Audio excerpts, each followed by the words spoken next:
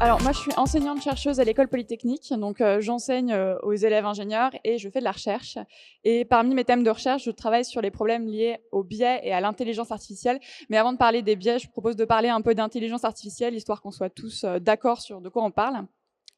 Donc, j'imagine que vous avez eu des présentations hier sur l'intelligence artificielle, que vous en reparlerez aujourd'hui et demain, parce que c'est un sujet très, très d'actualité, brûlant, et qu'on est tous encore très impressionnés par les succès incroyables et inattendus, par exemple de ChatGPT, qui permet de générer du texte, de répondre à des questions écrites en langage humain, de Copilot ou d'autres images de génération, outils de génération d'images, et puis d'autres exemples de faits qu'on ne pensait pas pouvoir être faits par des machines, comme par exemple les voitures qui se conduisent automatiquement. Si vous allez aux États-Unis, vous avez déjà des taxis qui peuvent vous prendre à l'aéroport et qui n'ont pas de pilote, pas de conducteur. Donc ça, c'est pour les exemples d'intelligence artificielle qui sont très impressionnants. Mais en fait, l'intelligence artificielle est déjà très, très présente dans nos vies. Par exemple, l'intelligence artificielle est utilisée par les médecins pour faire de l'aide au diagnostic ou par les compagnies pharmaceutiques pour aider à développer des médicaments. Elle est utilisée par les banques pour prévoir est-ce qu'il ferait bien de vous accorder un prêt et quel taux il faudrait qu'il vous donne, mais aussi par les recruteurs pour savoir quel candidat il faudrait interviewer pour un poste. Elle a été utilisée pendant les Jeux Olympiques pour faire de la reconnaissance faciale. Et puis, aux États-Unis, encore, elle est utilisée par la police pour prédire où est-ce que les crimes vont se passer à l'avance afin d'envoyer des policiers. Mais en fait, même vous, personnellement, si vous êtes sur un réseau social, vous avez de l'intelligence artificielle sur les réseaux sociaux. L'intelligence artificielle sur les réseaux sociaux va vous permettre, par exemple, de recommander des contenus qui sont susceptibles de vous plaire. Donc, elle décide ce que vous allez voir, mais aussi ce que vous n'allez pas voir. Elle va décider qu'est-ce qui est un contenu inapproprié, offensant, haineux, et qu'est-ce qui est un fox, une fake news.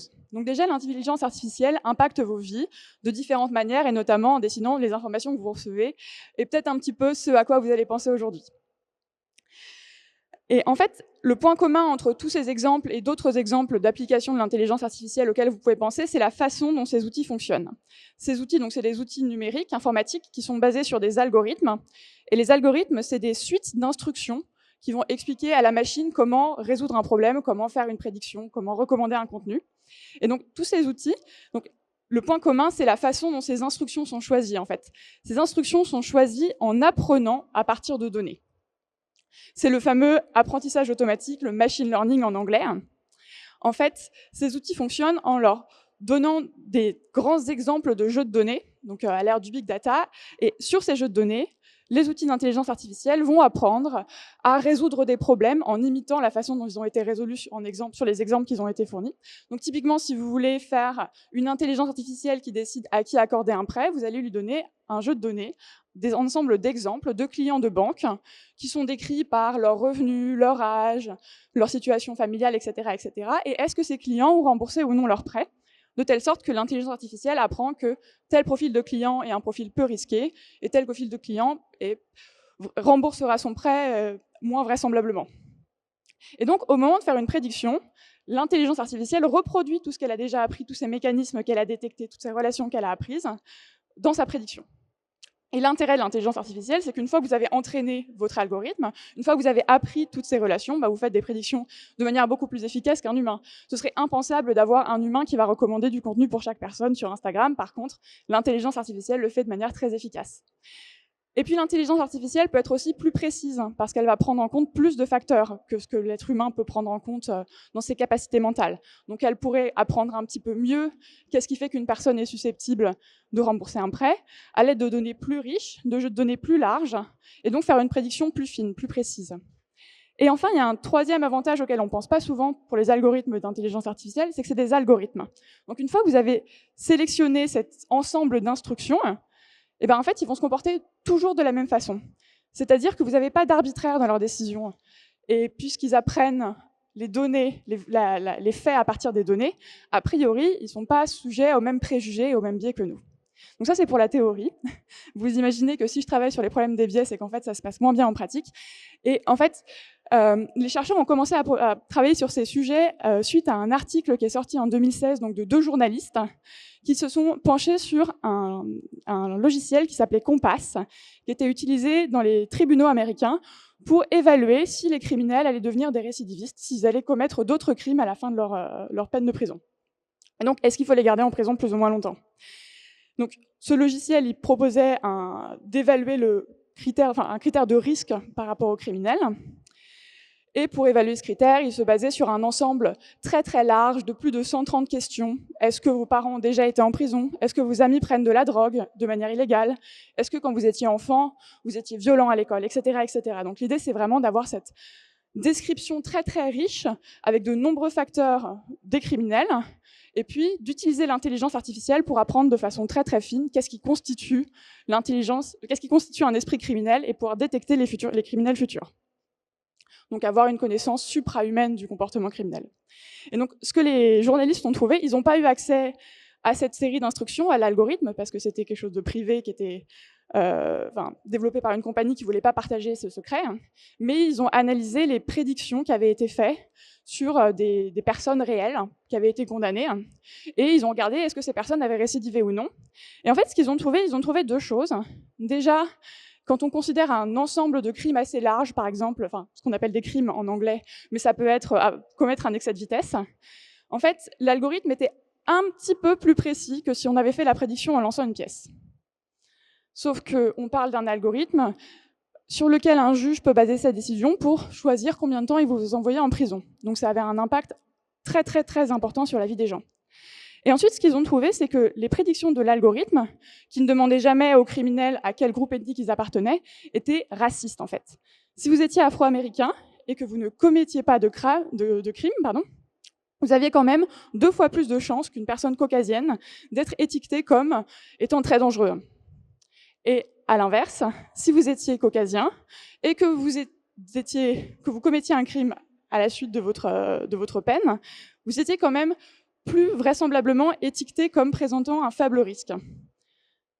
Et donc cet exemple, qui encore une fois a un impact dramatique sur la vie des gens, a vraiment été un signal d'alarme pour la communauté. Et les chercheurs ont commencé à se poser des questions, mais en fait, est-ce que les algorithmes produisent des biais? Et on s'est rendu compte que ces biais sont présents de manière prédominante dans beaucoup d'applications. Par exemple, Amazon avait développé un logiciel pour faire de la sélection de CV pour recruter pour des postes d'ingénieurs, qu'ils ont dû abandonner parce qu'ils se sont rendus compte que ce logiciel discriminait de façon systématique les femmes. Mais en fait, ce n'est pas les seuls problèmes qu'il y a dans les recrutements, parce que Google, quand il vous présente des publicités pour des positions qui sont bien payées, avec de fortes responsabilités techniques, va le présenter de façon prépondérante aux hommes plutôt qu'aux femmes. Il y a d'autres exemples, peut-être que vous avez entendu parler au moment où Apple avait lancé ces systèmes de reconnaissance faciale pour déverrouiller les iPhones, qui fonctionnaient très bien pour les personnes caucasiennes, mais qui fonctionnaient beaucoup moins bien pour les personnes asiatiques. Et vous pouvez penser à beaucoup d'autres exemples de biais de l'algorithme, enfin des algorithmes d'intelligence artificielle. ChatGPT et les logiciels de génération d'images ont aussi des biais de représentation sexiste et raciste de certains métiers, par exemple. Et en fait, on peut se poser la question d'où viennent ces biais, parce que, comme je vous ai dit, les algorithmes d'intelligence artificielle apprennent à partir des données les faits qui sont présents dans les données. En fait, ce qui se passe, c'est que quand on leur donne des données qui sont biaisées, avec des stéréotypes, ces algorithmes vont apprendre à reproduire ce qu'ils ont observé sur les données. Et donc, ils vont apprendre à reproduire les biais, les stéréotypes et les préjugés, les discriminations qui sont déjà présentes. Il peut y avoir des biais dans les données pour beaucoup de raisons. Par exemple, dans les questions de reconnaissance faciale, si dans votre donnée d'entraînement, vous avez certains groupes qui sont moins bien représentés, forcément, votre algorithme aura moins d'informations, et donc il sera moins précis pour ça. Vous pouvez aussi simplement utiliser l'intelligence artificielle pour essayer d'automatiser une tâche qui était faite par un humain, par exemple un recruteur. Mais si ce recruteur prenait des décisions qui étaient racistes ou sexistes, vous allez reproduire ces décisions racistes et sexistes, etc. Et en fait, il y a un risque qui n'est pas seulement de reproduire les biais, qui est aussi de les amplifier, parce que, à cause de la façon dont les algorithmes fonctionnent, ils préfèrent souvent une explication simple, un modèle simple du monde, et du coup, ils vont sursimplifier les relations qu'ils apprennent et les explications qu'ils apprennent. Ils vont aussi favoriser des prédictions qui sont bonnes en moyenne. Mais du coup, si vous avez une minorité, l'algorithme peut faire des prédictions qui sont très très peu précises pour cette minorité, tant que sur le groupe majoritaire, les prédictions sont bonnes. Et enfin, dans certains cas, l'algorithme va affiner ses prédictions en interagissant avec le monde, par exemple en étant réentraîné, et il peut y avoir ce qu'on appelle des effets de renforcement. Par exemple, ChatGPT produit énormément de textes en ce moment. Si ces textes sont racistes ou sexistes et que ChatGPT est réentraîné sur les textes qu'il a produits, les biais racistes et sexistes vont se renforcer. Donc on peut se poser la question, qu'est-ce qu'on peut faire par rapport à ces algorithmes biaisés? La première chose, c'est d'être au courant que ces biais existent, au courant que ces algorithmes ne sont pas toujours aussi précis que ce qu'ils prétendent être. Donc il faut vraiment garder un esprit critique par rapport aux décisions, aux solutions proposées par ces algorithmes. Ensuite, il faut abandonner l'espoir que simplement en ne donnant pas certaines informations à l'algorithme, par exemple le groupe ethnique ou le genre, on va faire des prédictions qui ne seront pas biaisées. En fait, ce n'est pas le cas, parce que si vous donnez suffisamment d'informations sur une personne à un algorithme, il va pouvoir en déduire, par exemple, soit son groupe ethnique, soit son genre. Si vous me donnez votre prénom et votre nom de famille, je peux deviner votre genre, vraisemblablement votre âge, peut-être votre milieu social, peut-être votre origine, etc. Peut-être votre religion. Et enfin, c'est un problème, moi je suis mathématicienne, et c'est un problème que les mathématiciens doivent traiter. On doit pouvoir développer des manières de forcer les algorithmes à être équitables. Le problème, c'est qu'est-ce que c'est qu'un algorithme équitable, en fait? Et ça dépend vraiment, vraiment, vraiment des problèmes qu'on considère. Ça dépend de qu'est-ce que vous pensez être la source d'inéquité dans vos données, et qu'est-ce que vous pensez être la meilleure manière de lutter contre l'inéquité en pratique quand vous voulez déployer votre algorithme. Et c'est là où c'est pas juste aux mathématiciens de travailler, il faut que les personnes qui décident, il faut que le grand public s'empare de ces sujets et qu'on puisse discuter de quels sont les critères qu'on veut imposer à nos algorithmes. Voilà, je ne sais pas si vous avez des questions. Oui, c'était très clair, hein, c'était rapide, très clair. Des questions? Oui, attendez, je vais chercher un micro. Hop. Merci, comme ça c'est mieux. Pas hésiter, hein. Merci, c'était très clair, effectivement. Quelle est la position? Est-ce qu'il y a des positions au niveau Europe, enfin sur les grands blocs, Europe, US, Chine, justement, vis-à-vis de ce qu'on peut faire pour établir une intelligence artificielle équitable? Alors, je ne peux pas vous répondre pour la Chine. Je sais qu'aux États-Unis, ils ont cette fameuse règle de 80-20. En fait, il faut une décision est jugée inéquitable si elle va discriminer à hauteur d'une certaine proportion les différentes populations. Donc ils ont vraiment un critère numérique, mais qui en fait était préexistant à ces histoires d'algorithmes, en fait, qui était vraiment pour détecter si, par exemple, une entreprise pratiquait la discrimination à l'embauche, il fallait que les probabilités d'être embauché soient différentes de plus de 80% ou 20%, je ne sais plus exactement, mais si vous étiez suivant les différents groupes. Et donc ça peut être très facilement traduit en langage mathématique. Après, en France, on a une définition de ce que c'est qu'une discrimination qui repose beaucoup plus justement sur une liste de critères qu'on n'a pas le droit d'utiliser quand on fait nos décisions. Mais comme je vous ai dit, en fait, il y a beaucoup de choses qui sont corrélées à ces critères et qui ne sont pas dans cette liste, en fait. Donc c'est beaucoup plus compliqué de traduire ça, de traduire le droit français en termes d'équité. Et au niveau européen, je sais qu'il y a eu un texte, l'AI Act, l'année dernière, qui s'est attelé à certains enjeux de l'intelligence artificielle, mais qui s'est plus concentré sur des problèmes, sur d'autres problèmes en fait que cela. Mais en fait, le problème, c'est que vraiment, encore une fois, c'est très difficile de d'écrire un critère il n'y a pas un critère d'équité qui s'appliquerait à toutes les situations, bien sûr. En fait, moi, ce que je trouve extrêmement compliqué, c'est éthique et équité. Enfin, pour moi, ça va ensemble et les modèles d'éthique ne sont pas forcément les mêmes d'une personne à l'autre. Exactement. Et en fait, traduire l'éthique dans un algorithme, je ne vois absolument pas comment on peut le faire, puisque c'est le propre du raisonnement humain, c'est le propre de la capacité de réflexion de l'humain. Et donc, moi, j'ai travaillé sur des algorithmes d'intelligence artificielle, donc je comprends parfaitement ce dont vous parlez. Et en fait, c'est impossible. Donc, pour moi, il n'y a qu'une solution, c'est que l'humain, quand il regarde son résultat, aille vérifier le résultat, se pose des questions par rapport à ce résultat. Enfin, j'ai pas l'impression qu'on va réussir un jour à le mettre sous forme mathématique, cette affaire.